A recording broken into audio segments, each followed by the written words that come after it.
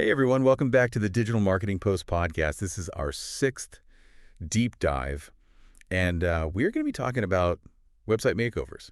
Like giving your website a digital makeover for the new year. So Yes. we're really excited to have Tammy with us, who is an expert in all things digital marketing and website design. Thanks for having me. Yeah, I'm excited to be here. So for our listeners who are joining us maybe for the first time on a deep dive, what we do is we take the articles that you've sent in Okay. and I kind of go through those, and we're going to extract like the most important information, the most insightful things that we find, and really try to help you understand if you need a website redesign. And what are some of the things that you should be thinking about as we head into 2025? Yeah, because things are moving so fast in the digital world. They really are. It seems like just yesterday we were all working hard to make our websites mobile friendly, Right. and now it's all this other stuff. And now we've got to think about AI and chatbots and voice search optimization, all this. That's right. So we're going to do our best to kind of like cut through all that noise and try to give you like a really good action plan. Love that. So we had a bunch of articles that you sent in about website design trends and best practices for 2025. And then we also kind of supplemented that with some stuff from TE Digital, which is a company that really specializes in this stuff. Yes, they are. So I think the first thing we should probably talk about is, do you even need a redesign? Right. Like It's sometimes just maybe your website just needs a little bit of a refresh. some tweaks here and there. Exactly. So one of the articles that you sent in was called, "Is it time for a website redesign?" Yes. And it laid out 5 key indicators that your website might be due for a refresh. It did. Yeah. And I think those are really good indicators for people to kind of look at, use as a starting point. Yeah. So let's go through those. Okay. Let's unpack these a little bit. So the first one is something that a lot of business owners experience, and that's growth. So Okay. has your business maybe expanded its offerings, added a new product line, or started targeting a different audience? Because if it has, and your website doesn't reflect these changes, it's kind of like wearing a suit that you've outgrown. Oh, It just doesn't fit right anymore. yeah. That's a great analogy.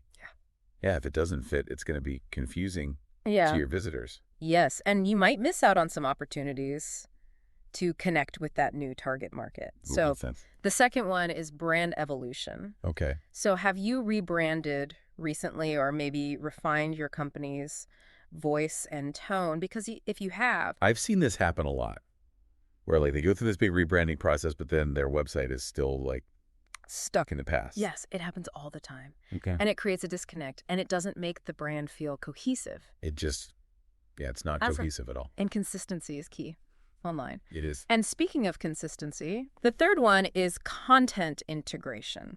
Okay. Is your content kind of scattered across different platforms? Oh, yeah. Are you struggling to manage your blog, Uh-huh. social media feeds, and website updates?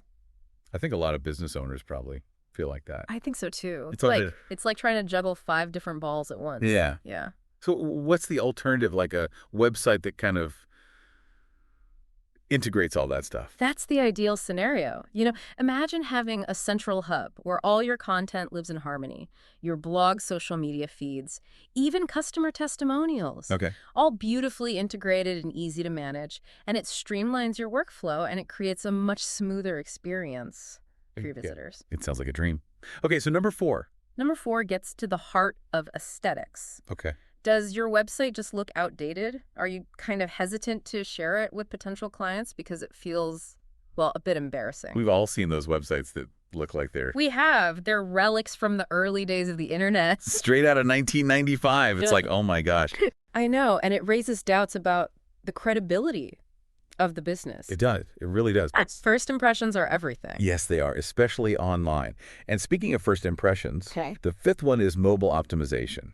And I think this is particularly relevant in today's mobile-first world. Yeah. So does your website shrink down to an unreadable mess on a phone? That's my biggest pet peeve. Honestly, like if I go to a website and it's not mobile optimized, I'm like, I'm out. I'm hitting the back button. I'm gone. Yeah. Because studies show that a majority of web traffic now comes from mobile devices. Oh, I believe it. I mean, think about how much time we all spend on our phones. Well, we do, I know. So yeah, that's got to be like a top priority. If it's not providing a seamless experience Yeah. on those devices, you're potentially losing a huge chunk of your audience. Okay, so to recap, we got business growth, brand evolution, Yes. content integration, Yeah. outdated design, and mobile optimization. Those are our 5. And those are our 5 key indicators. And so those are all things for you to kind of think about. Yes. With your own website. As you're listening Yeah. to this, and we're kind of going through all this stuff, think about, do those apply to me? And if so, maybe. And even if just one of those resonates with you, it might be a sign that you need to start thinking about a redesign. That's right. Yeah. Okay, so before we jump into the exciting stuff, like all the trends and best practices and all that, Okay. I just want to remind everyone this is a deep dive. And what that means is that you send us all this great information and we're going through it. So as we go through the next part of the episode, keep these 5 indicators in mind. And we'll kind of talk about how some of the trends and best practices can help you overcome, some of those issues. Sounds good. Okay, so let's say you've gone through those indicators and you're thinking, okay, maybe my website does need a little love. Yeah. Where do we go from there? Well, luckily you sent in some fantastic articles about trends and best practices. Yeah. I'm particularly intrigued by this concept of parallax scrolling. Have you seen that on websites? I have. Like when it's done well, it's really stunning. It can be a really effective way to add depth and visual interest to a website.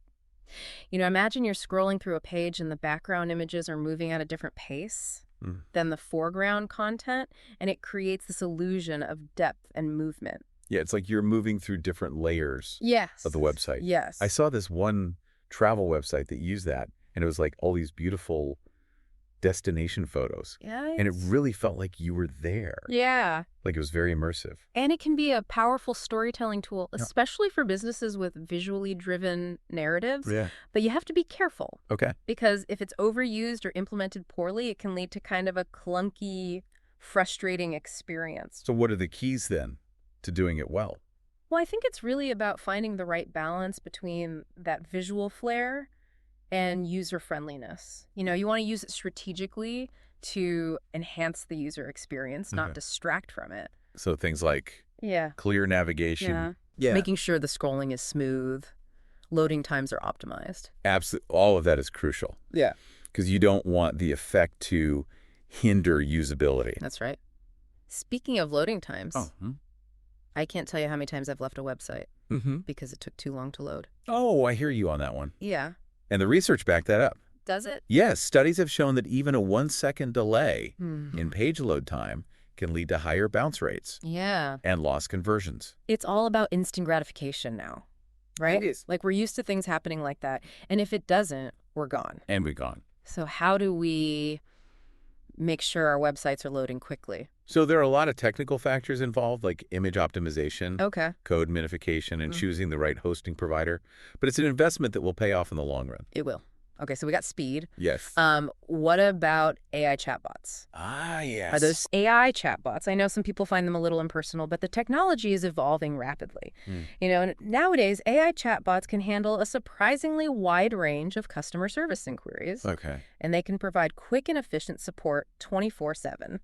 So you're saying they could free up human employees to do more important stuff. Exactly. Especially for small businesses that have limited resources. Yeah, that's a huge benefit. And I think as a customer, otherwise you just want a quick answer. Yeah. And you don't want to have to wait on hold. Or navigate through those complicated phone menus. Yeah. Exactly. Okay, so chatbots, check. You also mentioned this thing, voice user interface. Yes, VUI. Or VUI. This is where things get interesting. This is where things get really interesting. Think about how you use voice search on your smartphone or through a smart speaker. VUI is all about optimizing websites for those types of interactions. So instead of typing into Google, best website design tips, I can just talk to my smart speaker. Exactly. You can just say, hey, Siri, find me the best website design tips. And it'll do it. That's amazing. And here's a statistic that might blow your mind. Okay. By 2025. It's estimated that 75% of households will own smart speakers with voice search capabilities. That's a lot of people. So we need to be thinking about how people talk Absolutely. and make sure our websites are designed. Yes. We need to consider things like long-tail keywords, conversational language, and structured data to make sure that our websites are easily discoverable through voice search. Okay, so we've got parallax scrolling, loading times, chatbots.vui. Anything else we need to be? Yes. There's one more element that I think is often overlooked, but it's incredibly important, and that's typography. Typography. I'll admit that's something I don't always think A of. lot of people just focus on choosing fonts that look visually appealing, Yeah. but it's so much more than just aesthetics. Right. Bold typography can be just as impactful as multimedia elements.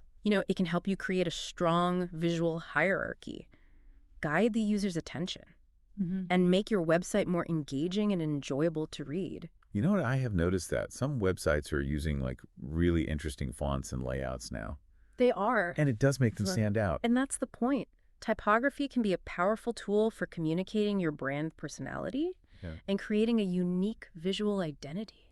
So we got a lot to think about. Parallax scrolling, fast loading times, chatbots.vui, and now typography. And typography, it's a lot. It is a lot. But it's also kind of exciting. It is very exciting to see how web design is evolving to meet the changing needs of users. That's right. But there's one more crucial aspect that we need to discuss, and that's data and expertise. Okay, let's dive into that. So we've talked about all these exciting trends for 2025. Yeah. But how do we know what's going to work for our specific website? Right. I mean, it's easy to get caught up in all the hype. Yeah. But at the end of the day, our websites need to perform. They do. So that's where data comes in. Yeah. It's about understanding how users are actually interacting with our websites, what pages they're visiting, where they're clicking, how long they're staying. So it's like having a map that shows you where they're going. Yes, exactly. You can see where they're getting stuck, where they're dropping off, and use that information to make improvements. Like a heat map. Like a heat map. Yeah. Exactly. And just like a store owner might rearrange displays or adjust lighting based on customer behavior. Okay. We can use website data to optimize our designs and improve the user experience. So that's data. Where does expertise come in? Okay, well, having a skilled team can certainly help. But I think expertise also means staying informed about best practices, understanding the nuances of different design elements, and being able to analyze data effectively. Right. So it's not just about making a pretty website. No, it's not. It's about the strategy behind it. It is about understanding how design choices impact user behavior and ultimately business outcomes. Yeah, and that's why I think companies like TE Digital are so valuable. Because they have this data-driven approach, which means they're not just guessing. Yeah. They actually know what works. Yes. Data informs their decisions. Okay, so we've mentioned them a couple times. Yeah. They specialize in website design. They do. What are some of the things that we learned from their website? Well, they emphasized a few key areas that I think are worth highlighting. Okay. First, they talk a lot about accessibility. Accessibility. Which means making sure that your website's usable by people with disabilities. Okay. Which is incredibly important. Yeah, we want our websites to be inclusive to everybody. Yes, we want them to be inclusive and welcoming to everyone, regardless of their abilities. And in some cases, it's even a legal requirement. Yes. In many cases, it is a legal requirement. Yeah. They also stress the importance of security. Security is huge. We can't overlook that. Yes, with all the cyber threats out there. Yeah. Website security is paramount. Oh, sure. Okay, what else? They also mentioned mobile-first design. Okay, we talked about that. And marketing analytics. Yeah, which is all about tracking and measuring the effectiveness. Tracking and measuring the effectiveness of your website. Okay, so they seem to be hitting all the right points. They do. So how does all this relate back to our listeners? Okay, well, I think the main takeaway is that website design is not a set it and forget it kind of thing. It's not. No, it's an ongoing process of evaluation, optimization, and adaptation. It's like tending a garden. It is like tending a garden. You got to keep coming back. Yeah. And pruning and weeding. Yes, you got to keep pruning, weeding, and fertilizing to keep it thriving. So to wrap things up, we talked about the signs that your website might need a redesign. We explored the trends and best practices for 2025 and emphasized the importance of data and expertise. That's a comprehensive overview. And before we go, we want to leave you with this thought-provoking question. Okay. Imagine yourself as a visitor on your own website. What's that first impression? Does it align with your brand and your goals? That's a really good question for everyone to consider. Put yourself in the customer's shoes. All right, so with that, we want to thank you for joining us for this deep dive into website design. Hopefully you found this insightful and maybe even inspiring. And don't forget to like and subscribe to the Digital Marketing Post podcast for more deep dives on all things digital marketing. And be sure to subscribe to the Digital Marketing Post podcast email list for exclusive content and updates. Until next time, Yeah. happy designing.